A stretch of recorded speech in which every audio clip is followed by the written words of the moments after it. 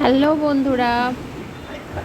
আচ্ছা, তোমরা একটু বুদ্ধি করে বলো তো যে রুটি থেকে কোন একটা অক্ষর বাদ গেলে সেটাকে পড়ালেখা করা বোঝায়? একটু বুদ্ধি খাটিয়ে প্লিজ বলো।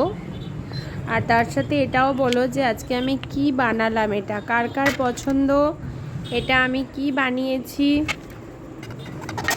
তোমরা একটুখানি গেস করে প্লিজ আমাকে কমেন্টে জানিও।